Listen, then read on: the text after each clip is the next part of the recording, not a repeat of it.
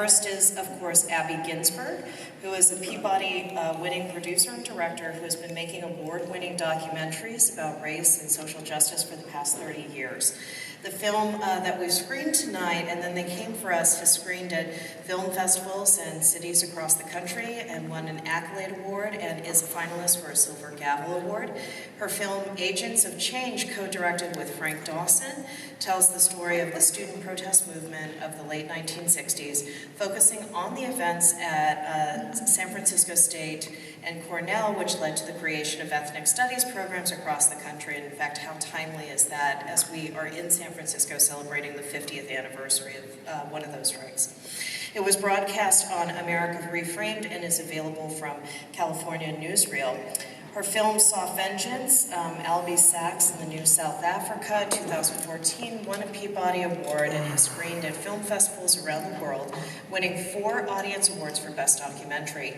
Her work as a documentary filmmaker took her to the Academy Awards in 2012 with a short documentary film, The Barber of Birmingham, foot soldier of the Civil Rights Movement, for which she was the consulting producer. The Barber of Birmingham premiered at Sundance in 2011 and won numerous awards for Best Short Documentary at film festivals across the United States.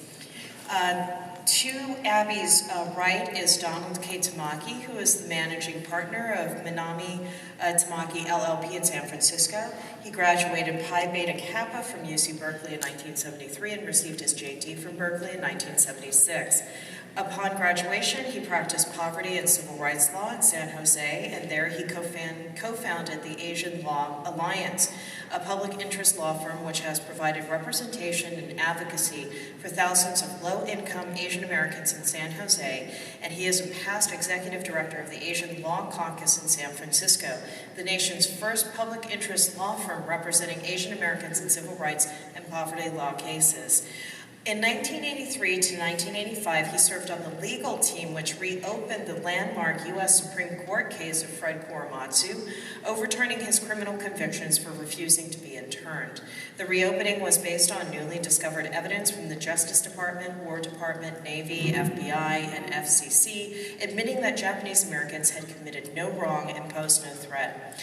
Other Justice Department memoranda characterized the Army's claims that Japanese Americans, as we've just seen, were spying as intentional falsehoods. These official reports were never presented to the Supreme Court, having been intentionally suppressed, altered, and destroyed pursuant to the orders of high government officials so as to manipulate the outcome of the Korematsu decision. And in 1987, Donald K. Tamaki was the recipient of the Loren Miller Award, the California State Bar's highest recognition for civil rights and legal services to the poor. More recently, in 2003, he was a co-recipient, along with Dale Minami, of the ACLU Civil Liberties Award.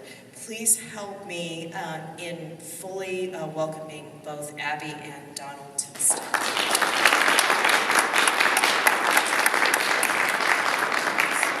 So we actually have plenty of time.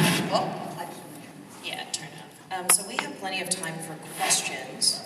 And we'll be kind of loose on this. I'll just call and then allow both to respond. So it is opened up.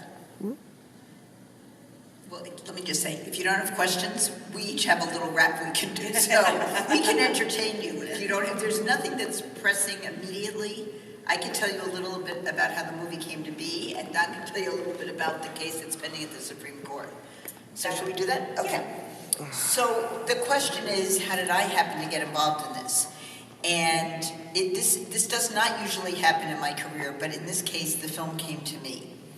There was a new book that was based on the newly rediscovered photographs of Dorothea Lange, Clem Albers, and other people that was coming out of the National Archives photos. So 2 photo historians, Rich Cahan and Michael Williams from Chicago, were about to put this book out. And one of the people helping them get the book out came to me, Jonathan Logan, who became the executive producer of the film, and said, I think this film needs a video. And I said, I think this book needs a video. And I said, it's not really what I do. But I thought about it. I thought it was intriguing. This was, you know, a human and civil rights violation I hadn't covered in my earlier work. So I thought, well, let's think about this. And then the Trump administration went nuts with the Muslim travel ban and other threats of a registry and so on. And the film just became something that I felt like I desperately wanted to do. From not being sure I could bring anything to the table to thinking I now know how to frame this film. So what was great about the work that had been done previously by both Rich and Michael is that they had located who the people were that were depicted in these photographs. I mean, you have to imagine Dorothy is taking, you know, 100 to 150 magnificent photos a day, and she's scribbling something down like, you know, farmer on eve of eviction, or, you know, about to be boarded onto trains in Woodland. She did not have the names of the people. And so they did a lot of work, a lot of the sort of sleuthing about how, you know, to figure out who were the people that were in these photographs, and then they made overtures to folks to get them to tell their stories, so that the book that came out, which is called Un-American, I think it's called like the Japanese American Incarceration During World War II, is a magnificent sort of companion piece to this film, because it goes into depth into lots of family stories, and they were able to really piece together a lot more than I could tell in my film. On the other hand, the fact that they had already located many of these folks meant that I could figure out who to interview, and that made a huge difference. Bruce Suratani, just for your information, is essentially a rocket scientist at the Jet Propulsion Lab. We don't say that in the film. Satsuki Ina is somebody you may have heard of who has done other films called Children of the Camps, and what's the other one called? I can't remember. Anyway, so Satsuki has been doing a lot of traveling with us in the film, and, you know, has sort of an amazing story herself and is about to publish her mother's diary. So one observation, besides the fact that I'm incredibly grateful to Rich and Michael for the work that they did that made this a better film, the other thing that this year has revealed to me is how much activity there is going on around the incarceration. And I want to say kudos, if any of you are involved in any of it, keep doing it. Because I have a little Google alert for something that says, you know, Japanese American incarceration, Japanese American internment. There are probably 6 to 10 stories a day just coming through my Google alert. And, you know, from all over the country. I got something from Idaho the other day. I mean, I really feel like this issue is up, it's active, and I am really grateful that this film can, in whatever way it can, serve a community of activism around these issues. So the kind of, we will not forget, we will make sure people know this history. I feel like there's been a lot of support out there in the world over the last few years. Just one other thing, when I landed in Chicago a year ago, on the commemoration of the signing of the executive order, I took myself to the Japanese American Center celebration that was happening. There were 600 people there, 400 of whom couldn't get into the building. So there is a way in which the work everybody has been doing to raise our collective consciousness about this disaster in American history is beginning to pay off. And I'm just really glad to, you know, kind of make one more contribution to it. Lastly, is anybody in this room based in New York City? No. Okay, well, if you happen to go to New York City between now and maybe the end of May, there is a fabulous photo exhibit of the photos that are here, really nicely done, at something called the International Center of Photography. So should you be going to New York, really, I was in New York last week and I went, it's a really good exhibit and the sort of thing you want to tell friends and relatives in New York to make sure that they see. Because it's not every day you can spend several hours surrounded by these photographs and stare at people's faces and feel their pain. And so I just strongly recommend that exhibit. And lastly, let me say something about what we're doing with the film vis-a-vis high schools and colleges. We're very interested and working hard to get the film to be used by American history high school teachers. In California, they at least mention the incarceration.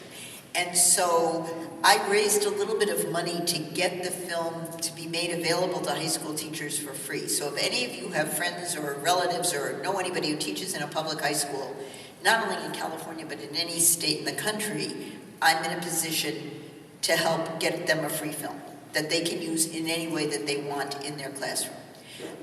For colleges, we're selling it, but we also want to encourage colleges to do screenings and for college professors to use it in their classes as well. But I'm particularly interested in the high school audience because other than what the Korematsu Institute puts out, there's not that much that's free.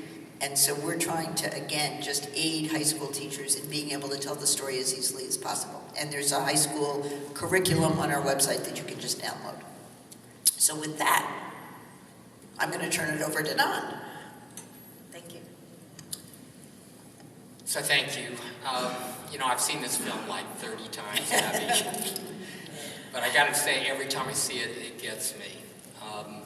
And so I want to thank the Association of Asian American Studies to convene this, and thank Kathy and Helen Zia, who also helped us get on the agenda. I want to congratulate you guys here. You're probably starving right now, really tired, but you've come out for this movie. We appreciate it. And if you feel like coming closer, so we're not so much talking at you, feel free to do that. So one of the things about the film and the Japanese American incarceration is that intuitively people understand that there's a connection between what happened to Japanese Americans 76 years ago and what's happening with the targeting of Muslims and immigrants and refugees today. The film uncovers that in a really beautiful way. But as representatives, you guys are teaching at colleges and universities all over the country. The connection is actually deeper than you realize. Here's why.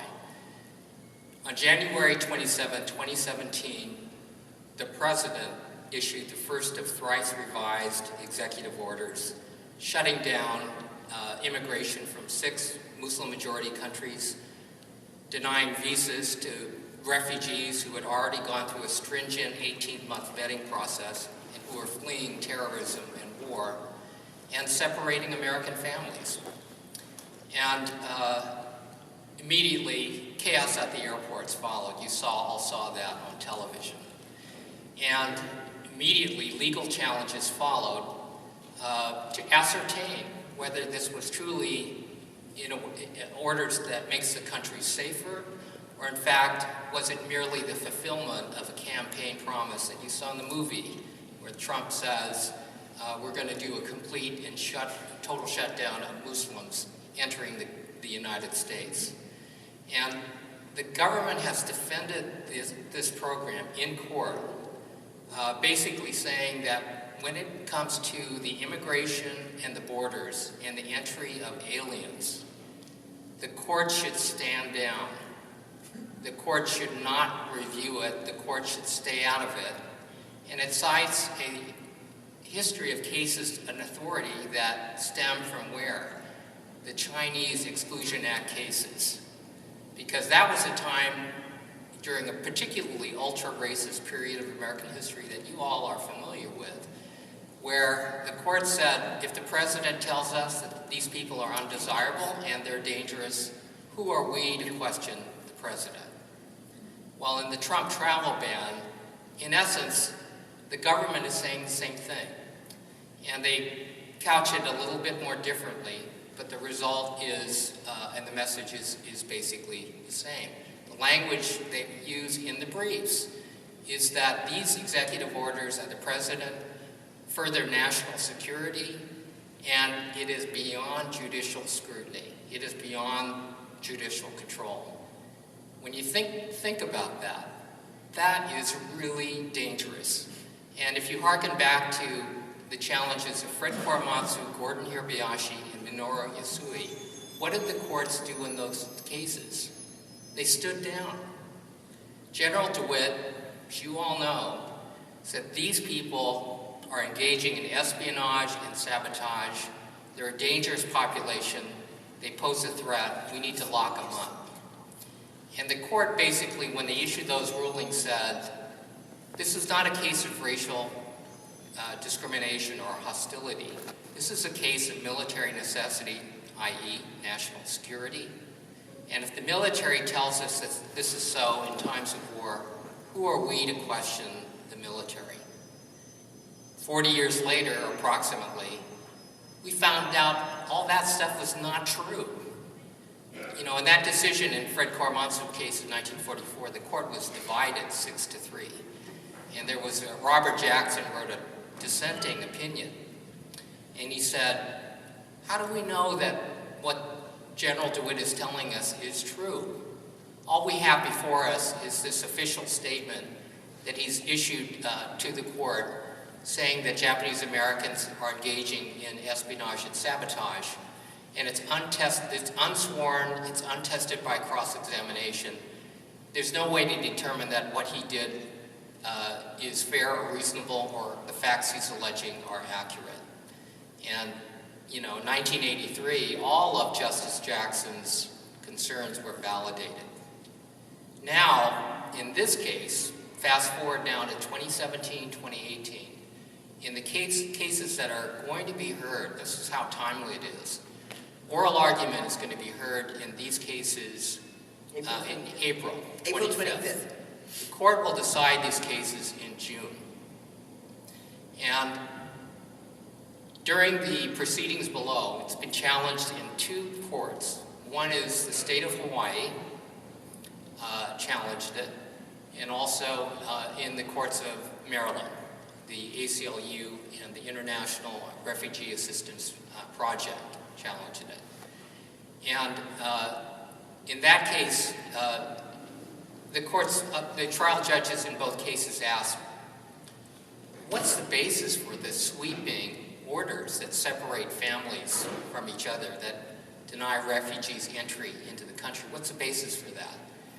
And the government said, we have a Homeland Security report that has very detailed findings, and that's the basis for, that's the reasoning as to why this makes the country safer. And the judges have said, can I see it? And the government said, it's confidential. And they invoked what they called the presidential deliberative privilege. And so in essence, basically, they're saying, 2 things. Courts stay out of it. You know, from cases stemming back to the Chinese Exclusion Act, this is beyond judicial scrutiny. That's the first thing. And second thing is, we have a good reason. We're not going to tell you what it is. Take our word for it. Yeah, we're all in trouble. So, you guys as teachers, teaching Asian American history, and Asian American students at your colleges and universities can speak to this issue with a unique moral authority. Why? Because this has happened to our communities. This has happened to us. And in a way that no other group can really speak to. And so this is really something that we want to promote.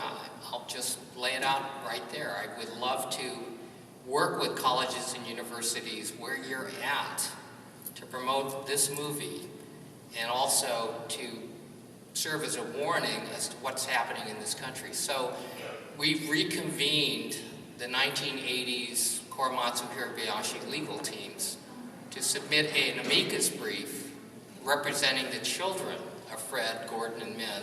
Those iconic Supreme Court litigants have all passed on.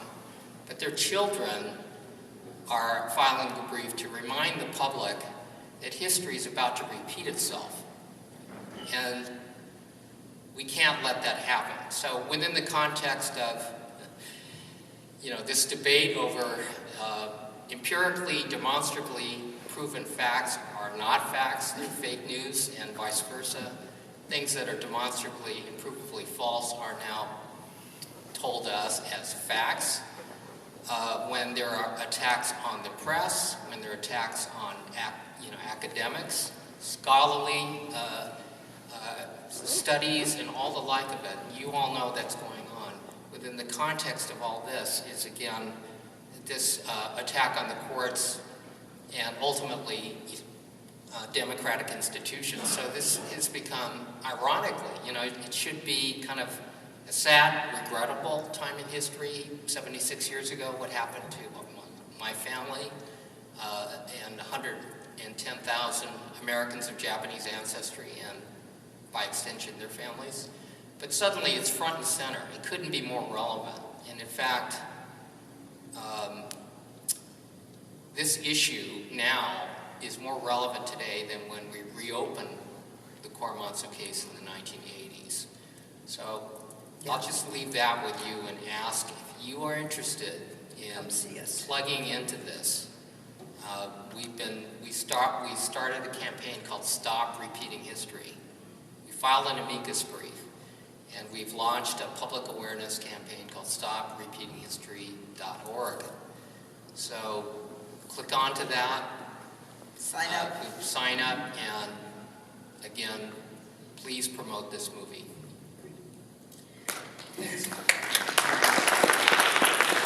Now, do you have any questions? Good. See, we figured that's usually what happens. Hi. So my name is Roberta Wolfson, and I teach Asian American literature. Can you hear me? Yeah. Yes. Okay. I teach Asian American literature at a state school, Cal Poly, San Luis Obispo.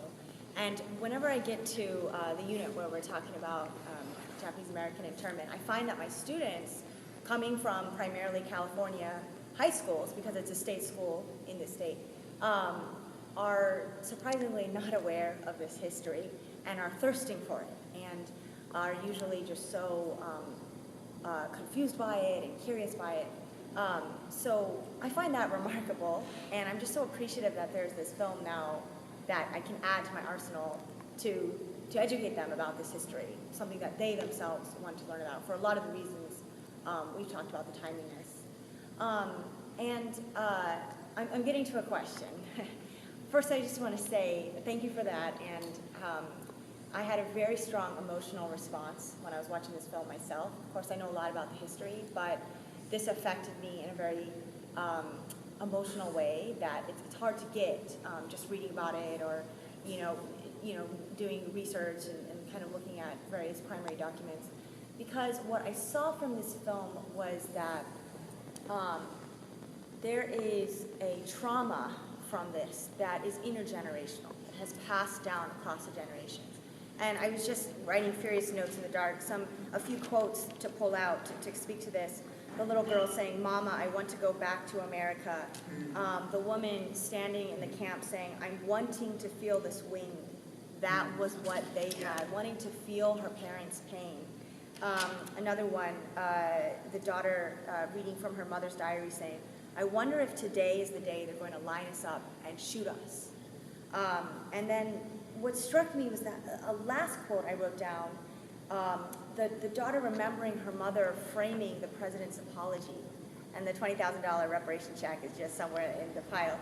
She says, "I feel like I finally got my face back." And putting together all these quotes, I'm thinking about intergenerational trauma, but also about the possibility of healing that trauma. And I would venture to say that this film perhaps takes some steps towards doing that, maybe for the descendants of the parents and children who were there in turn. So my question is, I'm wondering, in your experience producing the film and interacting with all the various people who were putting this film together, did you get a sense of the possibilities for healing in this process? Maybe how the various participants... I'll answer that for the film, and then I want Don to talk about intergenerational trauma here. Great. Let me say that Satsuki Ina, who's one of the people you were quoting, is sort of an expert on this. And she really, if she was here, she would say much more than I can say, because she's a psychologist, and she thinks in part she may be a psychologist in part because of her own experience of intergenerational trauma. So one thing that she experienced is that her parents were always incredibly worried about her sort of sticking her neck out. Her father, she says, was a dissident. He spoke for 5 sentences, and the next thing he knows, he's sent away. So there was tremendous trauma in her family around any kind of, the minimal opposition that they expressed to the incarceration, etc. And she felt like in her own upbringing, some of that anxiety about what happens if you speak up really got transmitted to her. So she would totally agree with everything you've said. I want to do a shout out to the fact that she is going to publish her mother's diary. Probably, actually, the page proofs are due like in the next week. And so there will be another book that it's not literature, but it's going to totally relate to something you made. So her name is Satsuki Ina, and you want to, stay tuned for the publication of her mother's book. One last thing I want to say where you asked the question about healing. Some of the people that came in to speak, I think including Bruce, had really never spoken publicly about their experience. And they were quite sort of reticent and not exactly sure what we were going to ask them and a little nervous about the whole thing. And I actually think that, having their experience honored in this film was actually very healing for them, and they've all, made sure that their entire families have seen it. Rachel Karuma has come to 4 or 5 public screenings. She's always there with some other new member of her family. So I think you really raise an important point, and that, yes, just the inclusion of them into this sort of larger project has been somewhat healing. And I think they were kids at the time. I mean, Rachel was 12 and somebody else was 7 and Bruce Suratani was 3. But they are the last living people who can speak about it. And so there's some newfound attention that they're getting. And I think even that is healing in the sense that people want to know what they have to say and what they experienced. So kudos for getting it, because I think that's really what this is about. Okay. Okay, and Dawn, we're going to close with you. Okay.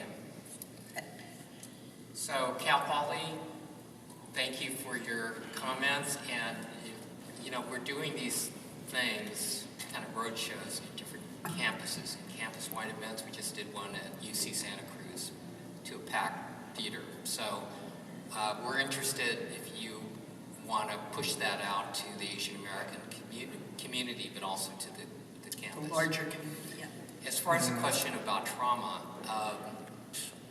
this is so common, and I'm sure people who know any Japanese American, it's the same thing. They never talked about it. And certainly true with my family. And after I graduated from law school, I started doing poverty law, earning nothing. And my parents were very worried about that.